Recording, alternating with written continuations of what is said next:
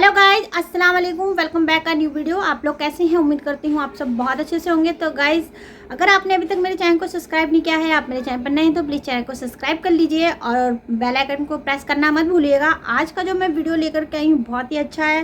Video का title है दुनिया का सबसे पहला कुरान किसने बनाया था, और ये Islamic personal law Farooq Khan Rizvi ji का ये बयान है, और ये बयान मैंने लिया है अशफाक हुसैन कादरी चैनल से। तो गाइस, फारूक खान रिजवी साहब जी का ये बयान है और उनके बयान बहुत अच्छे होते हैं। तो आइए चलिए इस बयान को सुनते हैं, फिर बाकी बातें बाद में करते हैं, ज़्यादा टाइम वेस्ट ना करते हैं।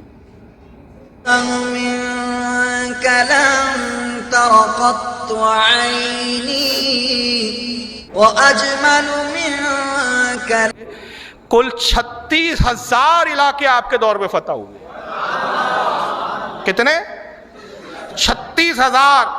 और ये इसको इब्न तारीख इब्न खल्दून में, इब्न खल्दून ने जिल्द 1 सफ़ा 384 पे लिखा, इब्न कसीर ने तारीख तबरी में, इब्न असीर ने, सब ने लिखा ये जो फिगर मैं बता रहा हूँ, और बड़ी तहकीक के बाद लिखा, जज्बात में नहीं है, बाकायदा इलाके तक गिनवाया, जिल्दों में किताब है, जिल्दों में, कि कौन कौन से इलाके कब कब फतह हुए, कितने एरिए थे।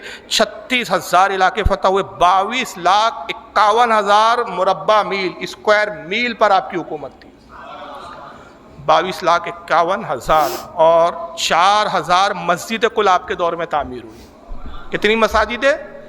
4,000, जिनमें से 900 जामा मस्जिदें। और आपके जो कारनामे दौर खिलाफत के, डाकघर की सबसे पहले बुनियाद रखने वाले फारूक आज़म, पोस्ट ऑफिस जिसको बोलते हैं, मुसाफिर खाने आपने कायम किए। हर शहर, 2 शहरों के दरमियान में तकरीबन 50-50, 60-60 मील की दूरी पर एक मुसाफिर खाना कायम किया जाता था, ताकि मुसाफिर मदीने से शाम जा रहा है तो बीच में उसको आराम करने के लिए वहाँ पे जगह मिले, वहाँ खाने पीने के सब इंतज़ाम होते थे, जिसको सराय बोलते हैं। मुसाफिर खाने आपने सबसे पहले कायम किए। आपके ज़माने में डैम और नहरों की तामीरात हुई, डैम भी बनाए गए। पुलिस डिपार्टमेंट सबसे पहले कायम करने वाले फारूक आज़म।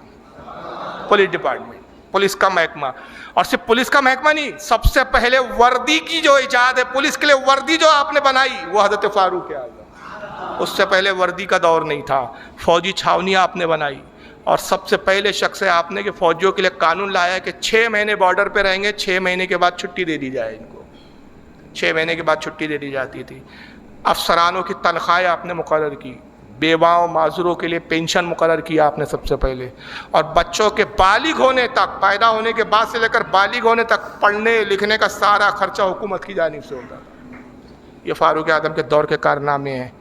अब मैं इस पर जुमला कहता हूँ, अगर आज किसी डाकघर से कोई ख़त निकलता है, अगर कोई पुलिस वाला वर्दी पहनता है, कोई फौजी अगर 6 महीने के बाद छुट्टी लेके अपने घर पर आता है, अगर किसी बेवा को आज पेंशन आती है, अगर किसी जो है माजूर को कोई मदद दी जाती है, ये सारे जो काम आज हो रहे हैं, इन सब का एहसान, इन सब पर किसका एहसान है? फारूक आज़म रज़ी अल्लाह ताला। और एक जुमला मैं बता रहा हूँ, पंडित जवाहरलाल नेहरू ने लिखा है इसको। किसने लिखा है? बड़ा तारीखी जुमला है, सुनहरी हुरूफों, हालांकि गैर मुस्लिम है, लेकिन हक, उसने सच्चाई की अक्कासी क्या की। उसने कहा, हज़रत उमर के दौरों की फतूहात हम जब देखते हैं, उनके दौर का इनकलाब देखते हैं, उनके दौर का आदल देखते हैं, उनके दौर का इंसाफ मैं देखता हूँ, उस दौर का रहन सहन और मुसलमानों की और इंसानों की और सोसाइटी की तरक्की के लिए उनकी खिदमत में देखता हूँ, तो पंडित जवाहरलाल नेहरू कहता है कि खुदा की कसम, अपने ईश्वर की उसने कदम गाया, मैं जुमले नहीं दोहराऊंगा। कहता है कि मेरा ये ख्याल है कि अगर उमर के बाद एक और उमर होता तो दुनिया में सिर्फ इस्लाम ही इस्लाम होता, बाकी कोई मजहब नहीं। पंडित जवाहरलाल नेहरू के जुमले, अगर इस उम्र के बाद एक और उम्र होता तो दुनिया में सिवाय इस्लाम के फिर कुछ होता ही नहीं। बहरहाल, आपको हज़रत मुगीरा बिन शोबा एक साहबी है, उसके उनके ग़ुलाम एक मजूसी था, फिर किसी मौके पे वक्त ज़्यादा हो गया है, उसने आपको माज़अल्लाह शहीद किया। और जिस वक्त आपको शहीद किया, हज़ारों मील दूर एक इलाका था, वहाँ एक चरावा है, रिवायतों में आता है, वो चरावा भेड़ों को चराता था। भागते हुए आया और अपने शहर वालों से कहता है कि कुछ कासिर भेजो, कोई पैगाम लाने वाला भेजो, मेरा ख्याल है कि मदीने में अमीरुल मोमिनीन फारूक आज़म इंतकाल कर गए, शहीद हो गए। لوگوں نے کہا بھائی مدینہ ہزاروں میل دور ہے، تو یہاں جنگل میں بھیڑیں چراتا ہے، تجھے کیسے پتہ چلا کہ مدینے میں انتقال ہو گیا؟ ابھی ان کو کچھ نہیں معلوم۔ اس نے کہا مجھے اس لیے پتہ چلا کہ باخدا میری بھیڑیں جب چلتی تھی تو شیر آتے تھے، لیکن میری بھیڑوں کو کوئی نقصان نہیں پہنچاتے تھے۔ آج ایک شیر آیا اور میرے بھیڑ کے بچے کو لے کر چلا گیا۔ میں سمجھ گیا کہ فاروق اعظم کا انتقال ہو گیا۔ یعنی یہ رعب دبدبہ تھا کہ جانور تک درندگی نہیں کرتے تھے۔ رسول اللہ کے پہلو میں آپ مدفون ہیں، اور جب وصال ہوا، یہ وقت کا خلیفہ جو 22,051 مربع میل پر حکمراں تھا، خود جس وقت انتقال کر رہے تو کہتے ہیں کہ مجھ پر اتنا قرضہ ہے، جو مسلمانوں کی فلاح بہبودی کے لیے میں نے ان لوگوں سے یہ رقم لی تھی، یہ قرضہ ہے، اور اب یہ قرضہ چکانے کی کوئی سبیل نظر نہیں آتی۔ میرا ایک اپنا ذاتی مکان ہے، اس کو بیچ کر وہ قرضہ پورا کر دیا جائے۔ وہ ایک لوتا مکان تھا، صرف آپ کی پراپرٹی اور آپ کی جو ہے کل اثاثہ، اس مکان کو فروخت کر کے قرضہ چکایا گیا۔ 22 ذی الحجہ 23 ہجری بروز بدھ فجر کے وقت آپ پر حملہ ہوا، اور اس کے تک کچھ دن تک آپ حیات رہے زخمی حالت میں۔ 1 محرم الحرام، اسی محرم میں آپ کا وصال ہوا۔ 1 محرم الحرام 23 ہجری کو 10 سال 6 ماہ 4 دن کل خلافت مدت ہے، اس کے بعد آپ کا وصال ہوتا ہے۔ پہلو رسول میں آج بھی آپ مدفون ہیں۔ اللہ تعالی ہم سب کو بزرگان دین کے نقشے پہ قدم پہ چلنے کی توفیق عطا فرمائے۔ پرسوں کے پروگرام میں ایک حدیث پڑھی تھی میں نے، جس پر سوالات آئے ہیں اور کاغذ کے بھی ذریعے آئے ہیں، میسج بھی بھیجے گئے۔ پتہ نہیں، میں یہ نہیں سمجھ پایا کہ اس کا حوالہ کیوں جاننا چاہ رہے، یہ نہیں سمجھ میں۔ اگر وہ بتا دیتے تو اچھی بات تھی، یا کسی نے اعتراض کیا ہے یا کسی کو شبہ ہے، تو بہرحال ناگپور میں ہی رہتا ہوں میں، گھر پہ بھی آ سکتے ہیں، اصل کتابیں بھی دیکھ سکتے ہیں جن کتابوں کے حوالے بیان ہیں۔ میں پہلے بھی اعلان کر چکا ہوں کہ جتنے بھی میں حوالے دیتا ہوں، PDF کتابوں کے حوالے نہیں دیتا، میرے پاس ہارڈ کاپی میں اوریجنل کتابیں ہیں الحمدللہ، تو انہی کتابوں کے حوالے ہوتے ہیں۔ بہرحال وہ حدیث جاننا چاہ رہے ہیں کہ حضرت علی نے، شاید وہ حیران ہے کہ بھائی ایسا کیوں، کیونکہ ابھی جو ماحول چل رہا ہے نا کہ علی کا پہلا نمبر، علی کا پہلا نمبر، جتنے مجاور ہے وہ آج کل زیادہ یہی سب چلا رہے ہیں۔ تو اب یہ حدیث تو بالکل ان کے لیے زلزلہ ہے، تلوار ہے، اور علی کی تلوار ہے، پھر ذوالفقار حیدری ہے وہ جو ان پہ چل رہی ہے، انہی پہ چل رہی ہے۔ تو شاید وہ چونک گئے ہیں یا حیران ہو گئے کہ بھائی حضرت علی کی ایسی کسی حدیث ہے کہ بھائی جو ابو بکر اور عمر پر مجھے فضیلت دے اس کو کوڑے لگاؤں گا۔ تو بہرحال یہ حدیث ہے، اور یہ کوئی میں نے نہیں لکھی، یہ سینکڑوں سال پرانے علماء نے۔ تو حدیث کے الفاظ یہ ذرا سن لیجئے، پوری سند کے ساتھ پڑھ رہا ہوں میں۔ عن الحکم ابن اجل، حکم ابن جہل، حکم ابن جہل یہ حضرت علی کے صحابی ہے، وہ روایت کرتے ہیں، قال سمعت علی رضی اللہ عنہ، وہ کہتے ہیں میں نے حضرت علی کو کہتے ہوئے سنا۔